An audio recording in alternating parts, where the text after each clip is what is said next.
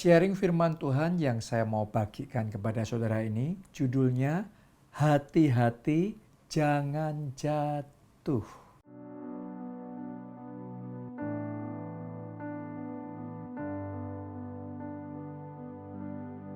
Nah, ini khususnya penting buat Anda, para leader, para pemimpin, para pelayan Tuhan, atau orang-orang yang sukses. Ini warningnya, hati-hati jangan jatuh. 1 Korintus 10 ayatnya yang ke-12. Sebab itu, siapa yang menyangka bahwa ia teguh berdiri, hati-hatilah supaya ia jangan jatuh. Nah, kalau orang menyangka bahwa dia teguh berdiri, berarti pede enggak? Pede, confident dia, percaya diri dia, yakin dia bahwa ia berdiri teguh.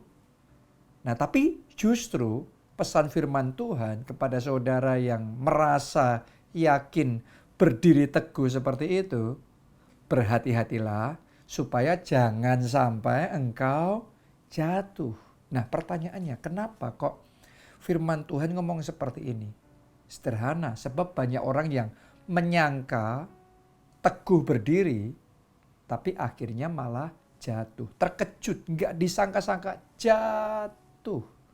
Saya perhatikan saudaraku ya, bahwa ada orang-orang yang sukses, tapi malah termakan dengan kesuksesannya sendiri.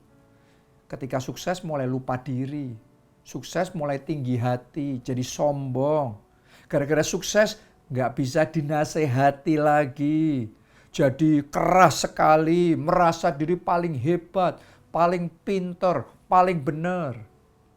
Dan akhirnya suatu saat tidak disangka-sangka jatuh. Kenapa? Karena kesombongan awal dari kehancuran. Jadi kalau sekarang saudara dibawa Tuhan untuk naik dan maju dan sukses, terimalah pesan firman Tuhan hari ini. Hati-hatilah, jangan sampai jatuh. Coba Anda renungkan lagi. Berapa banyak orang, karena saya teliti ya, saya orangnya itu memperhatikan. Berapa banyak expert, ahli di bidang keluarga, di bidang pernikahan. Banyak ngasih seminar pernikahan, seminar keluarga. Tapi malah pernikahannya sendiri bermasalah. Keluarganya sendiri hancur. Makanya firman Tuhan mewanti-wanti kita. Di saat kita merasa kuat, hati-hati, jangan sampai jatuh.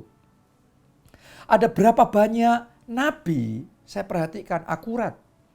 Kalau mendoakan orang, menyampaikan pesan Tuhan buat orang, nubuatan buat orang lain, mungkin bisa akurat.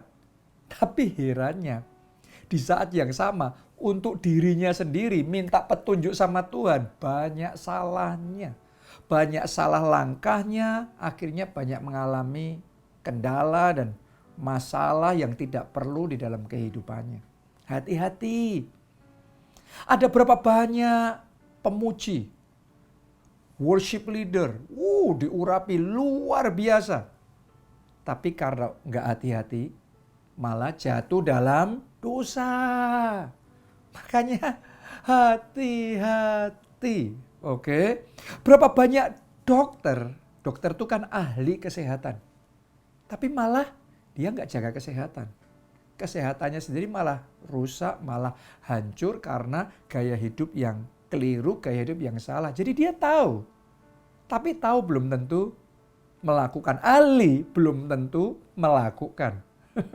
Hati-hati. Berapa banyak anak Tuhan yang dalam perjalanan rohaninya mengawali dalam roh, sayangnya mengakhiri dalam daging. Berapa banyak konselor yang jago ngonselingin orang. Wah, orang-orang diberkati, ngalami kelegaan, kelepasan ketika konseling sama dia. Tapi dianya sendiri nggak jaga hati, akhirnya hatinya kena. Kena dengan kecewa. Hatinya terpolusi dengan sakit hati, dengan pahit hati, kebencian, amarah.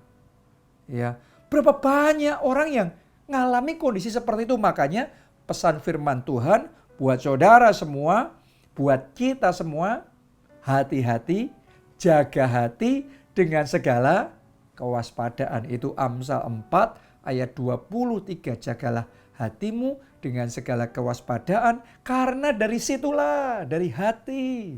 Makanya hati-hati. Kenapa? Karena dari hati terpancar kehidupan, terpancar kesuksesan, terpancar sukacita, terpancar kemenangan. Tapi harus hati-hati.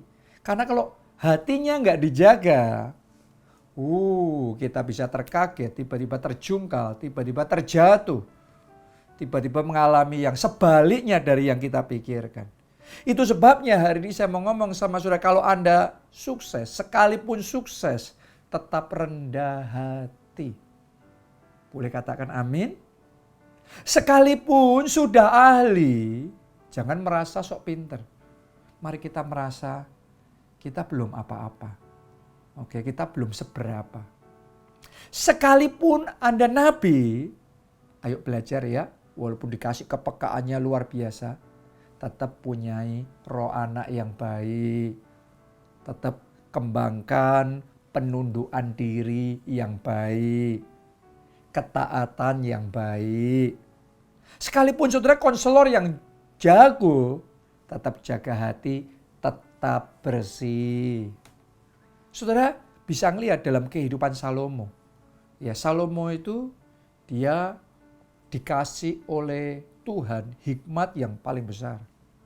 Tapi yang luar biasa dalam pemerintahan Salomo, dia tidak merasa hebat sendiri, berhikmat sendiri, pintar sendiri. Sebaliknya dia merasa butuh orang pintar yang lain. Jadi dia mengelilingi dirinya dengan penasehat-penasehat yang pintar-pintar. Dengan konsultan-konsultan yang jago-jago. Padahal dia sendiri sudah jago sekali. Tapi dia mengelilingi dirinya dengan orang pintar, orang berhikmat, orang bijaksana. Dan di situ dia dijagai. Sehingga kalau dia mau salah ambil keputusan pun karena yang di sekelilingnya orang-orang yang kuat-kuat, pinter-pinter, berhikmat dan jago-jago. Itu bisa diluruskan kembali. Bisa dapat peringatan yang baik. Itu salah satu bentuk jaga hati. Oke, jaga hati dengan firman Tuhan. Jaga hati dengan pergaulan yang berkualitas, pergaulan yang takut akan Tuhan. Jaga hati, jaga kehidupanmu, jaga pikiranmu, supaya jangan sampai engkau jatuh. Dan yang terakhir ya, untuk kita bisa jaga hati, doa sama Tuhan.